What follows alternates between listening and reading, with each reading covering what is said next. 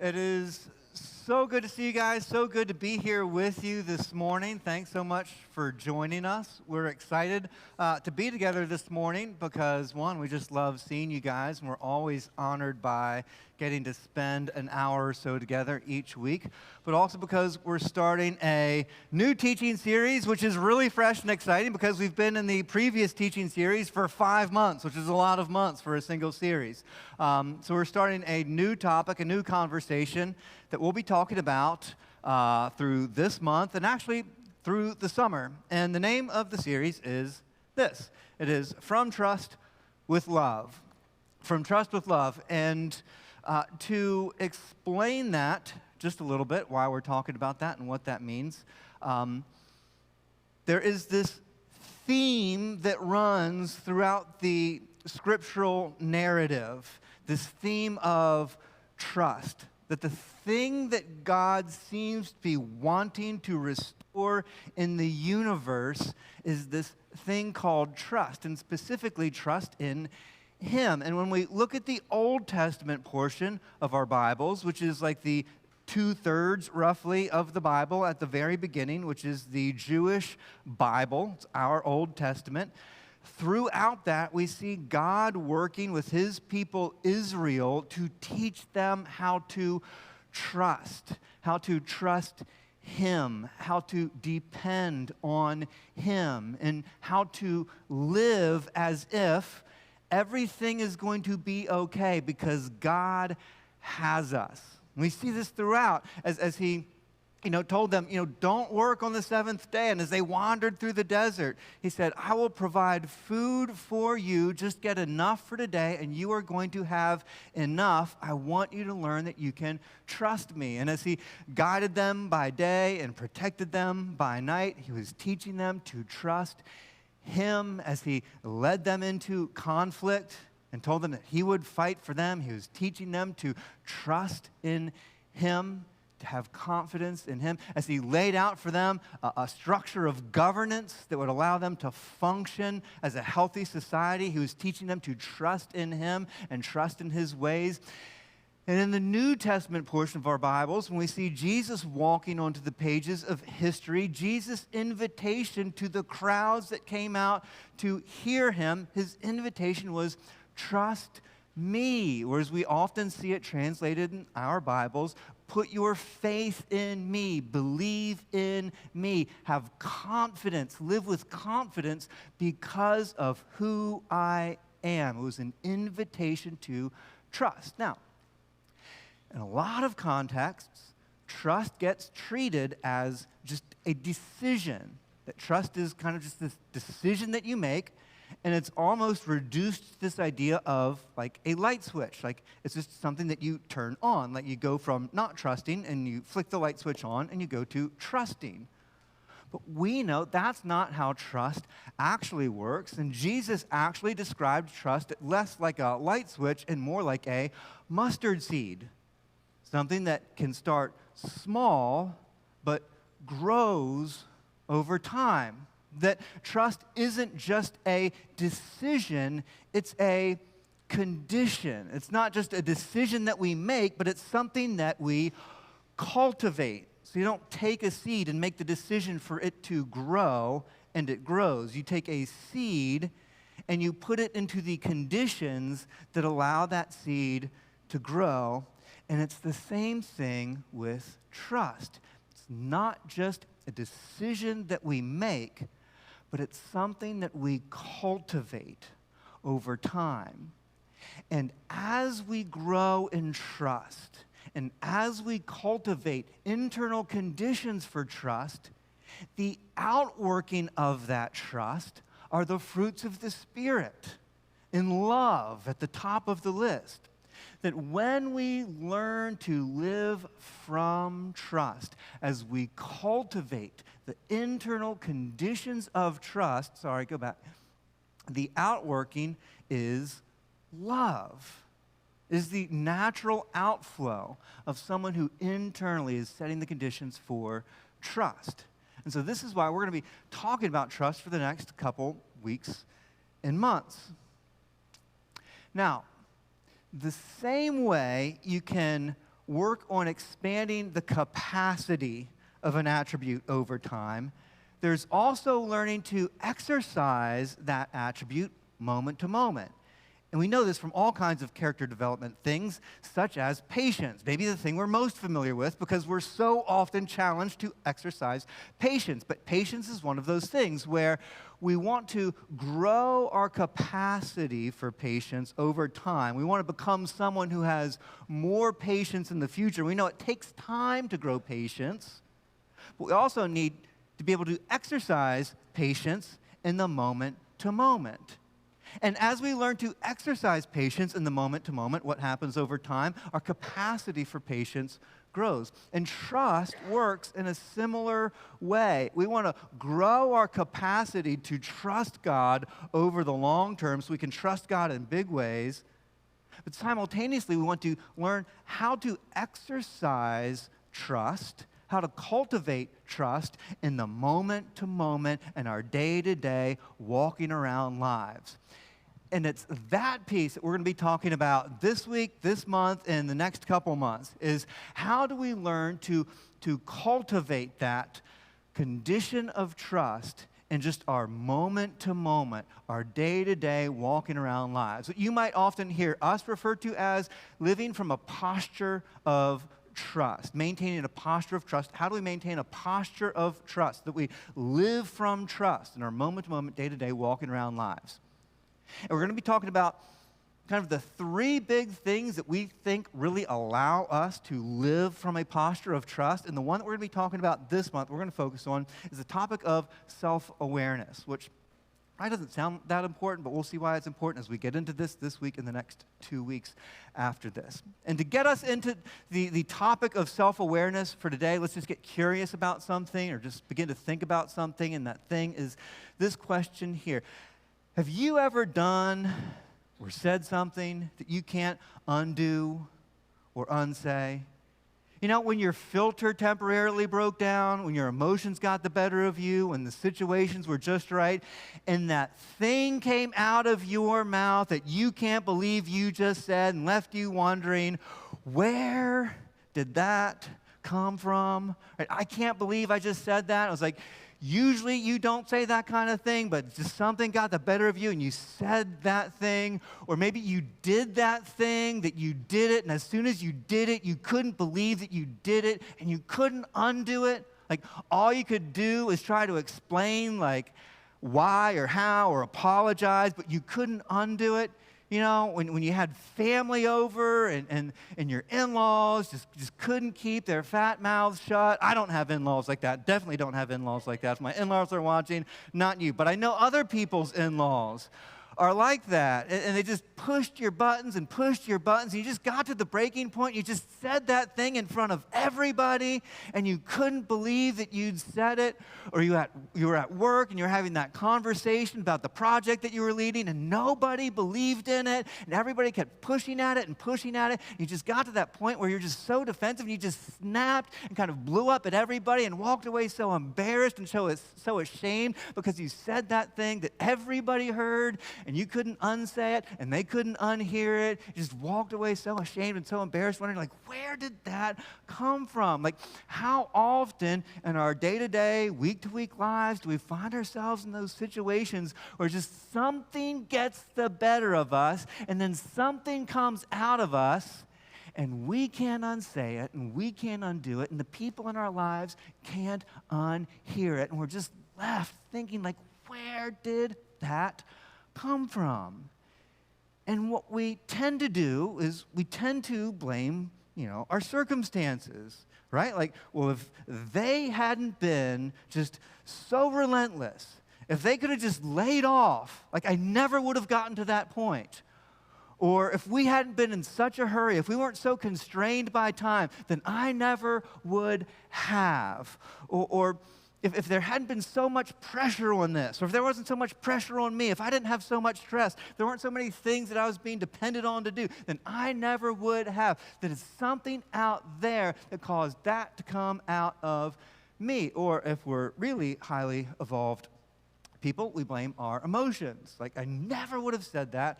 I just got so angry. As if like anger is something that we have no control over, that just gets the better of us, that causes these things to come out of us. Or if I just hadn't been so upset, or if I hadn't been so stressed, it was my emotions' fault, my emotions' fault. We've done this. We know this. I know this. This was me. We were on vacation 2 weeks ago. And we had this event that we had planned for one of the days of our vacation, something that we'd planned for 3 months. We'd had this planned for 3 months, and it was time constrained, and we'd already paid for it, and it was the only thing that we were doing that day of vacation. So it was a kind of a high priority, high value thing. And to do this thing required us to be in the sun, which it was hot and sunny, and so everybody had to wear sunscreen. And one of our children did not want to put sunscreen on.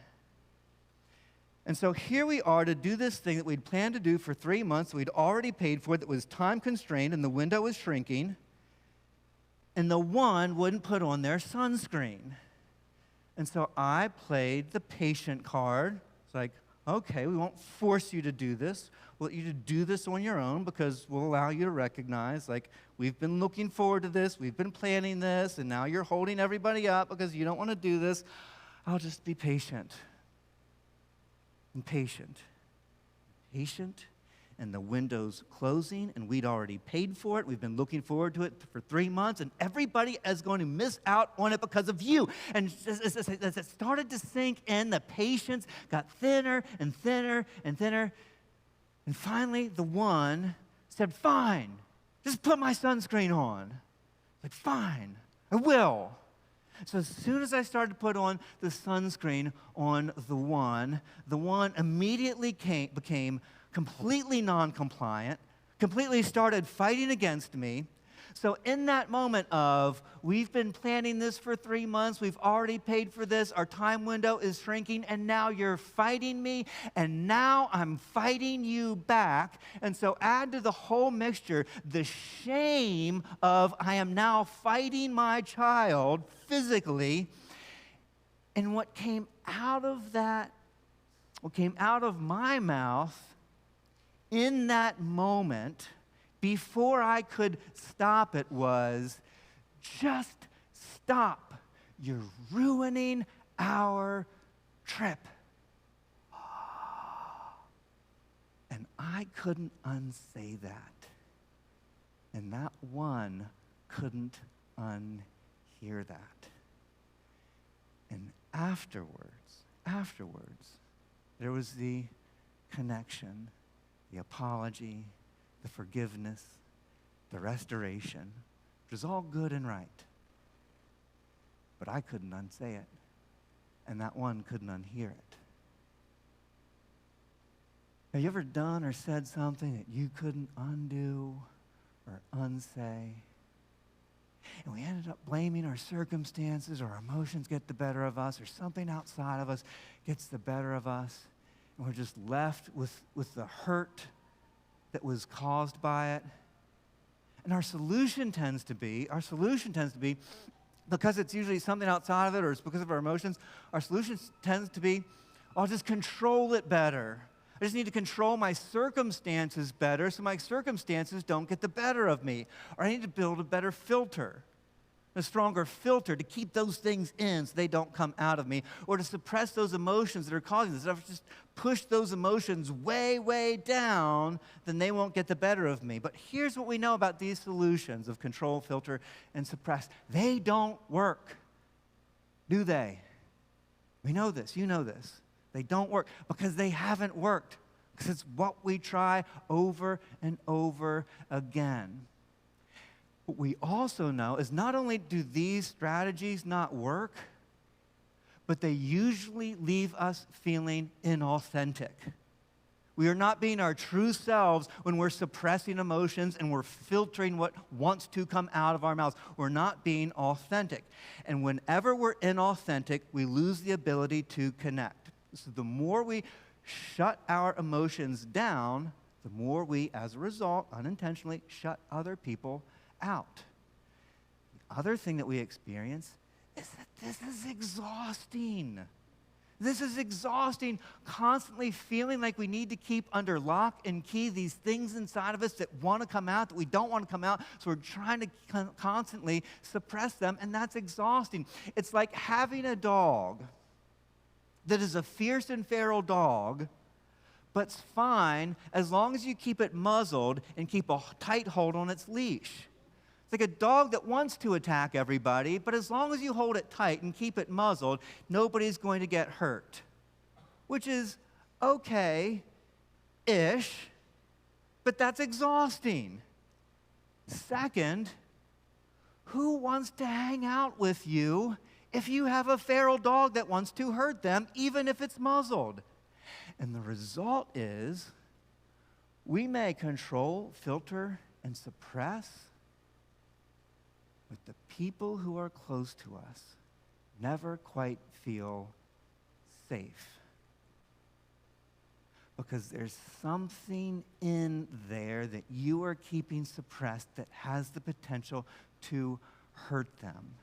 And the people in our lives end up walking on eggshells around us, never feel like they can let their guard down, and never can truly feel like they're safe.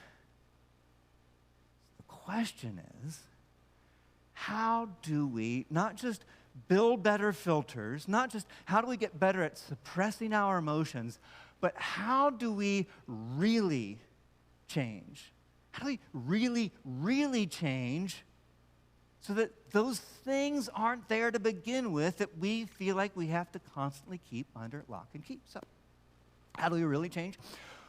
Fortunately, one of Jesus' closest followers, one of the eyewitnesses of Jesus' life, who'd walked with Jesus, talked with Jesus, ate with Jesus, listened to Jesus' stories over and over again, a man named Matthew, who spent 3 years with Jesus during Jesus' public ministry, who saw with his own eyes Jesus predict and pull off his own death and resurrection, and afterwards thought, well, you know, anybody who pulls off their own death and resurrection, who predicts it and pulls it off, we should probably take that person very seriously and write down the things that they said. And so that's what Matthew did. And Matthew wrote out an account of Jesus' life, and the early church found it so valuable that they did what we do when we have something that's really important. We slide it in the Bible so we don't lose it. So they took Matthew, the Gospel of Matthew, and slid it into the Bible so that they didn't lose it, and we have it in our Bibles still today, called, uncoincidentally, Matthew. And in Matthew's account of the life of Jesus, he tells us about a conversation that Jesus has with some religious teachers, some Pharisees and teachers of the law. And I'll give you a little bit of context. In this conversation, Jesus' disciples are eating food with unwashed hands, which is bad enough for us today, but was even worse back then, because from the perspective of the Pharisees and teachers of the law, this was against the rules. And from their perspective, what God cared about most was our obedience to God's rules. That what God really cared about at the end of the day was whether or not we behaved, whether we followed the rules. Because God created rules to be followed and secondarily, people to follow them.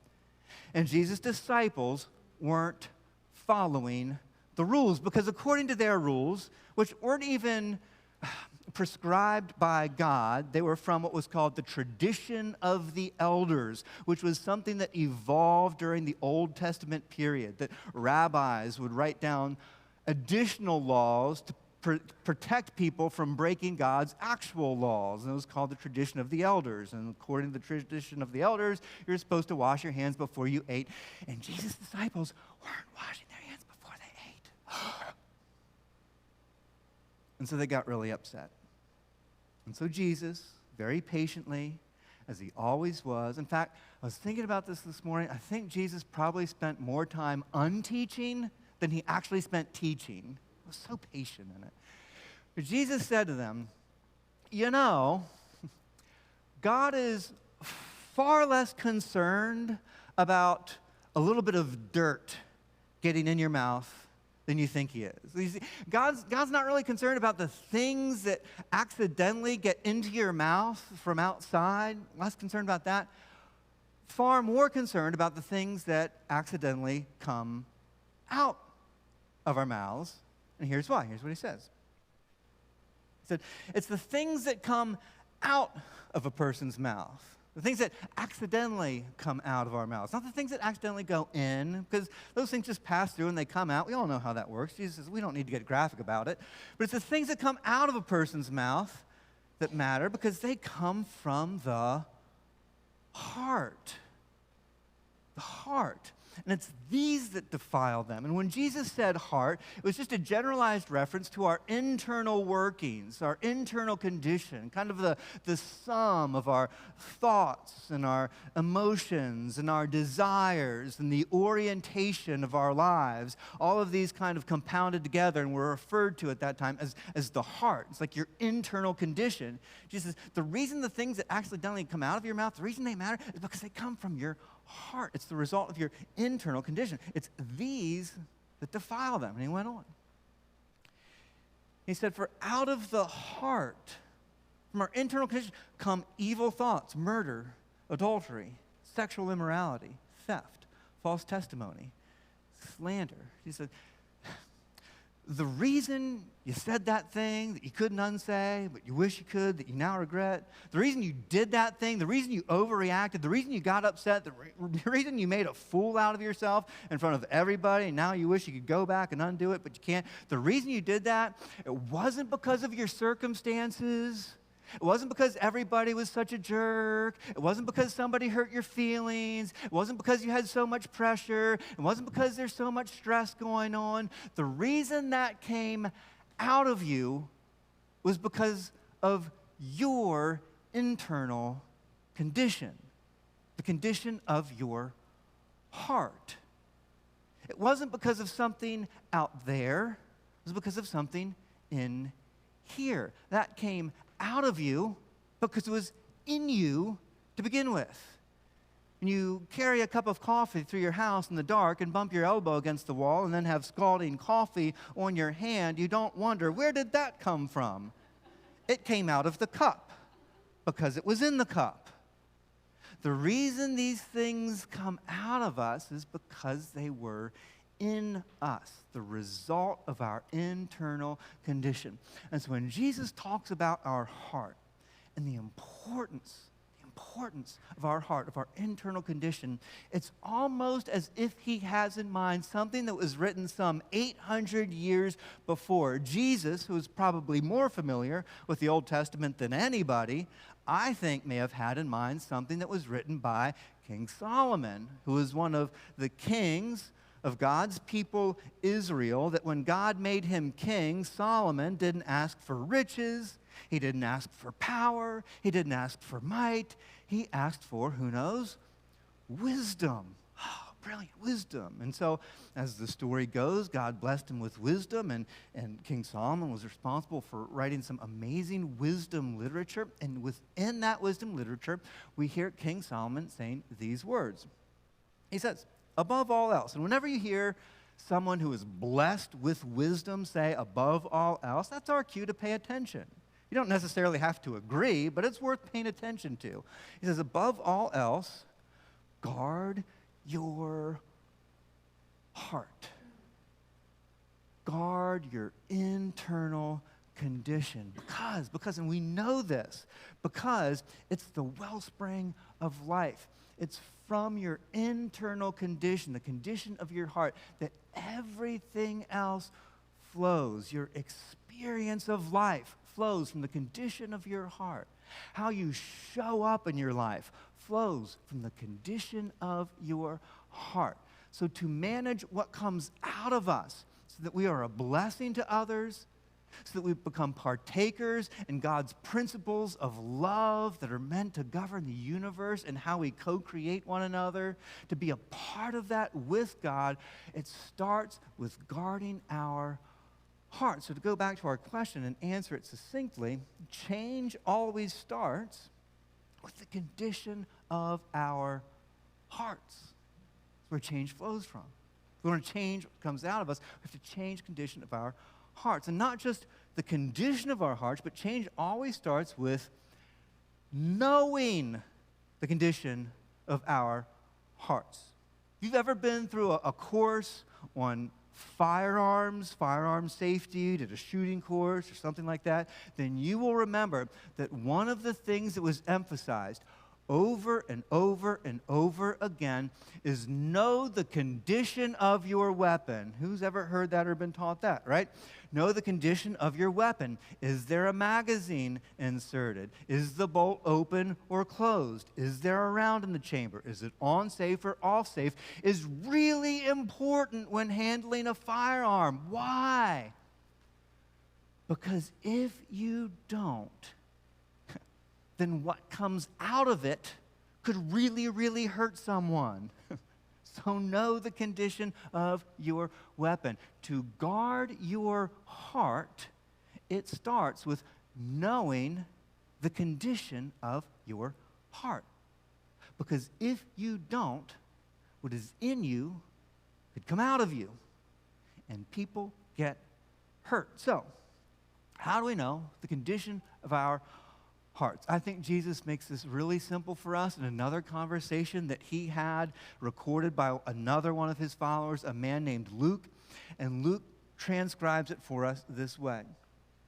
Jesus said, "No good tree bears bad fruit, nor does a bad tree bear good fruit. Each tree is recognized by its own fruit." And these words, good and bad, they come from Greek words, which can also mean healthy or unhealthy. So an unhealthy tree doesn't have, or a healthy tree doesn't have unhealthy fruit, and an unhealthy tree doesn't have healthy fruit. Each tree is recognized by its fruit. And he was speaking to people who are agricultural, like they knew this. Like, you don't have unhealthy fruit hanging from a tree that's really healthy. If the tree's healthy, then the fruit's healthy. They're like, yes, this makes sense. We get this. He's like, good, wonderful, let's go on. He says, in the same way, a good man or a healthy man, a healthy person brings healthy things, good things out of the health, the goods stored up in his heart, internal condition. And an evil person or an unhealthy person brings unhealthy or evil things out of the unhealth or evil stored up in his heart or internal condition. For the mouth speaks what the heart is full of. She said, it's really simple. If you want to know what your internal condition is, look at what's coming out of you. If you want to know what's in you, look at the fruit that you're producing. And he said, it's really simple. Your internal condition, it's not one of a bunch of things. It's not one thing off of a list of a whole bunch of other things. It's two things. It's one or the other. Jesus says it's binary. It's healthy or unhealthy. It's dark or light. It's up or down. It's one or the other. Is your internal condition healthy or unhealthy? And we could think about it this way.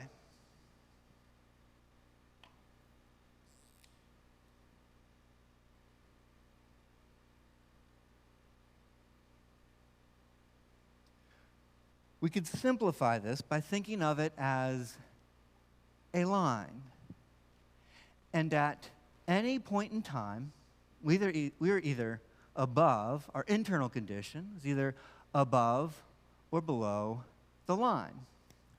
And below the line would be what Jesus calls an unhealthy heart, an unhealthy internal condition, or as it's translated here, an evil heart. And when we're in an unhealthy, below-the-line condition, here's how we tend to experience it. And you'll resonate with this because you felt this. We tend to feel more closed. We tend to feel more defensive. We tend to feel more protective. We tend to be more reactive. And so, for our assistance, I'll just write this out. We're closed, reactive, guarded, defensive.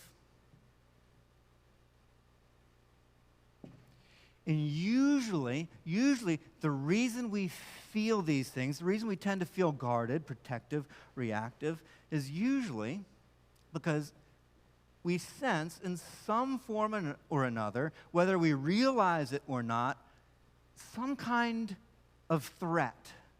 There's something outside of us that feels like a threat to us, and it could be a threat to any of our core needs, such as existence, that feeling of not enough, that feeling of scarcity. There's not enough time, there's not enough money, there's not enough. If you've ever had that feeling, you know what it feels like to go into that closed, reactive, defensive, guarded place. Or a threat to our acceptance, our need to connect and to be loved by others.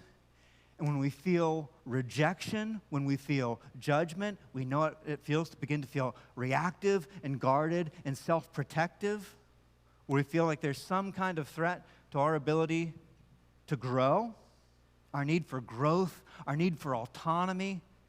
And when we feel a threat to that in the form of external control or micromanagement or somebody threatening our freedom, we tend to self-protect and become guarded and defensive, and it usually comes out in the form of some kind of rebellion or pushing back against, right? So some kind of threat that in some form or another, we experience some kind of threat that's giving us the impression that things are not okay. I am not okay. Something's wrong. And in that place of something's wrong, we feel closed, reactive, guarded, self-protective. And we would sum all of that up by saying that what's underneath of that is this condition of fear. And we might not experience it as fear.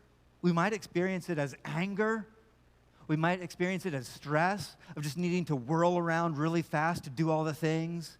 We might experience it as anxiety, but underneath all of this is this fear that something's not, we're not, in some way things aren't okay. And we know what this feels like.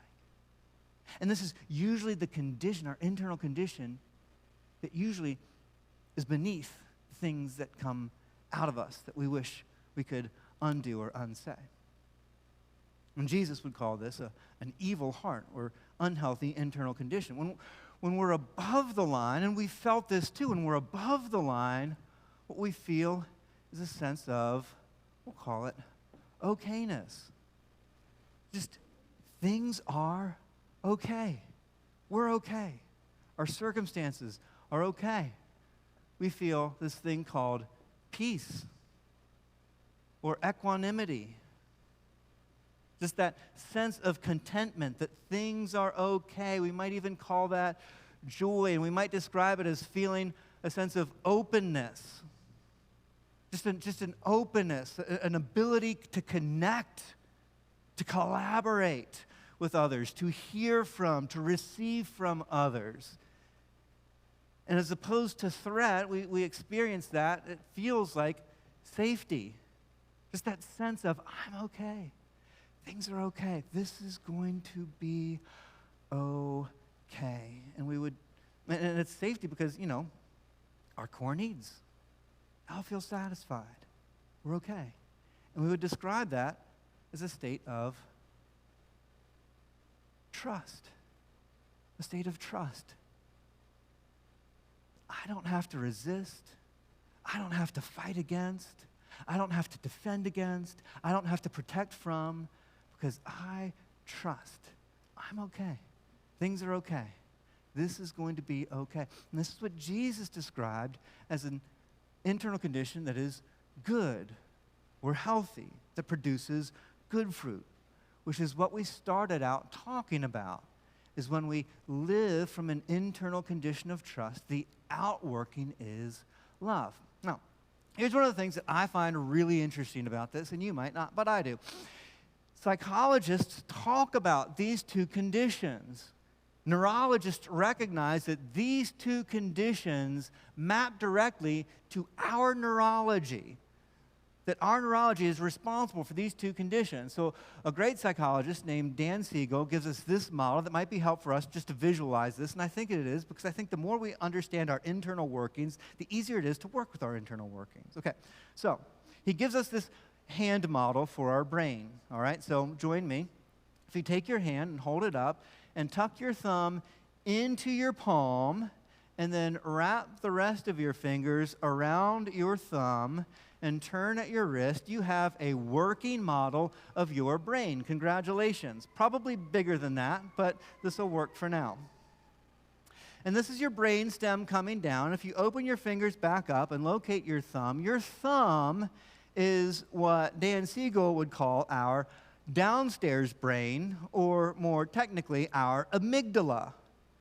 And our amygdala is what's responsible for our fight or flight response, or fight, flight, freeze, fawn response to perceived threats. It's what takes over when we believe something's wrong and we're being threatened. Now, if we close our fingers back over that, we have this other portion of our brain, which is called the prefrontal cortex, or our upstairs brain. And it's the portion of your brain that's right behind your forehead here.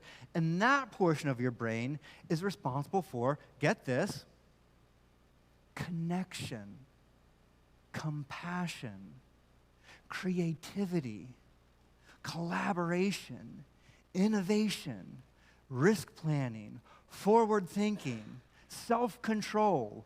All of the good stuff is located up here. All of the stuff that helps us to develop Christ-like character is located up here. Now, here's what's even more interesting.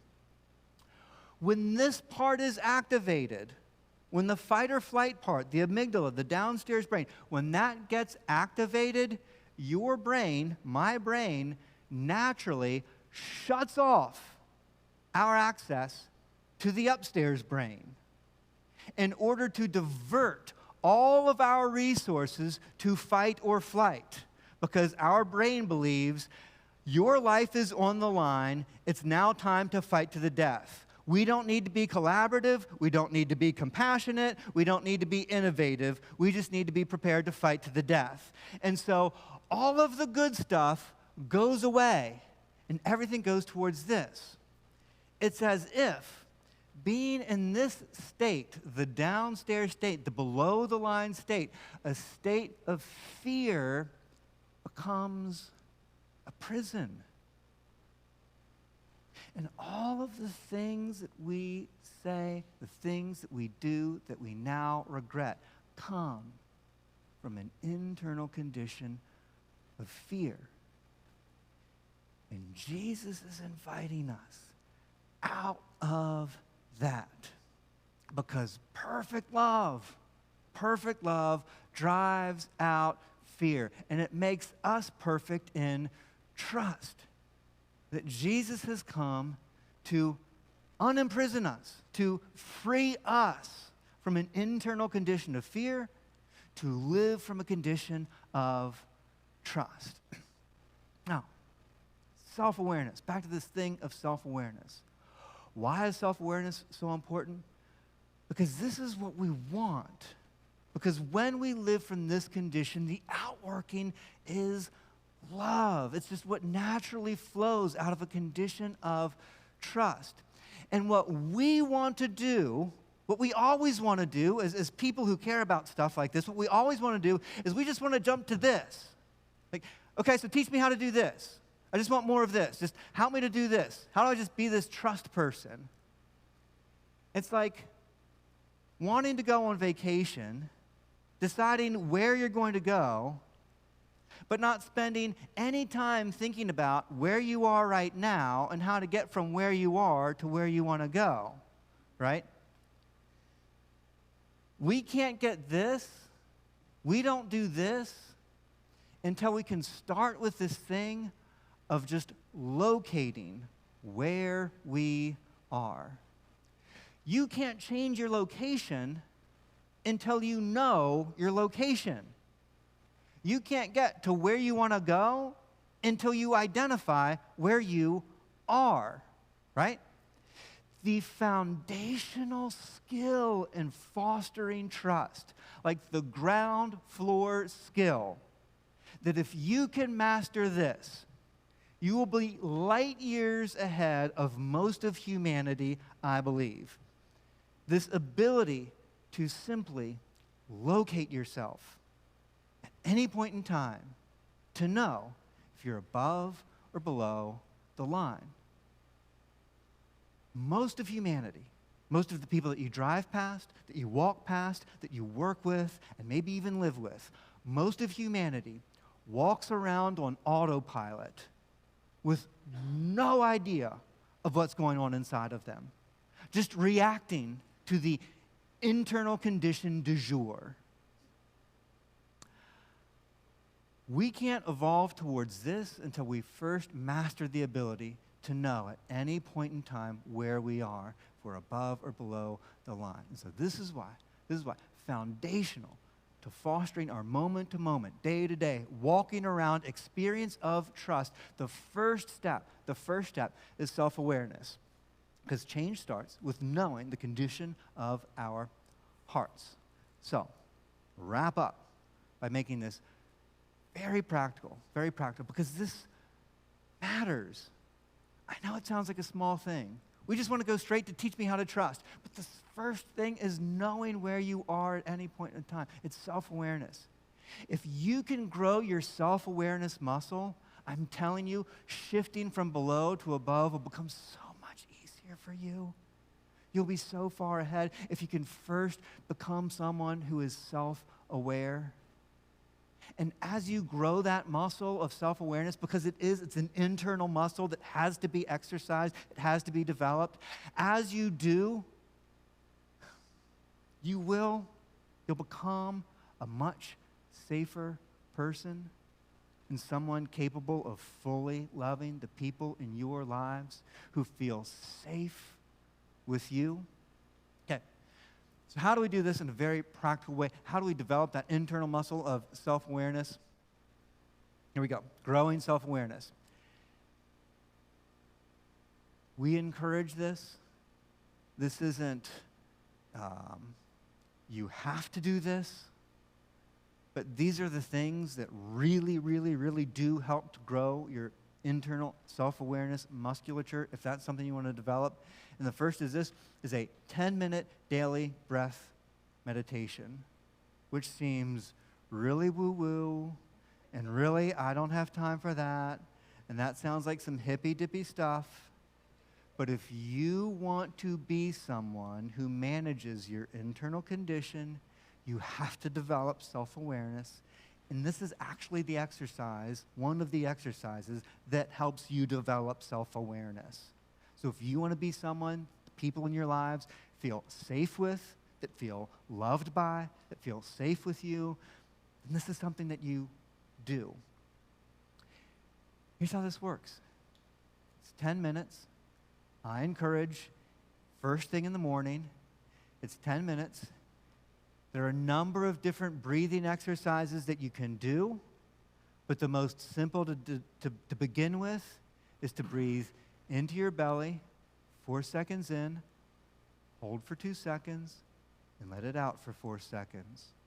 Hold for 2 seconds, and then back in for 4, hold 2, out for 4, hold 2. While you're doing that, your attention is on your breath coming into your belly. And this is really, really, really difficult. Because if you've tried to pray before or meditate before, you know what our brains do. They go all over the place. And so the exercise isn't just breathing. It's not just paying attention to your breathing. It's the exercise of not paying attention to all the other things and noticing when you do. Noticing when your attention moves from your breath to what you have to do at work for the day. And your attention moves from your breath to what you had for dinner last night. And to consistently bring your attention back to your breathing. That part, It is the part of noticing our thoughts that exercises the internal muscle of self-awareness. It is not the blank mind state. It is not the breathing. It is the noticing when we're becoming distracted. That exercises the muscle of self-awareness. Every time you bring your attention back to your breathing, it's like doing a barbell curl, right? You just made that muscle a little bit stronger. Every time you notice that distraction and bring your attention back, you've done another curl, and you're making that internal muscle of self-awareness a little bit stronger. The first practice that we recommend. The second practice that we recommend is through the day. Just through the day, do regular check-ins where all you do is you ask yourself, right now in this moment, am I above or below the line? And we know what these feel like. Just check in with yourself. Am I above or below the line right now? And wherever you are, that's okay. That's okay. Nobody's in trouble for being here, and nobody's a saint for being here. It's simply the practice of noticing where you are.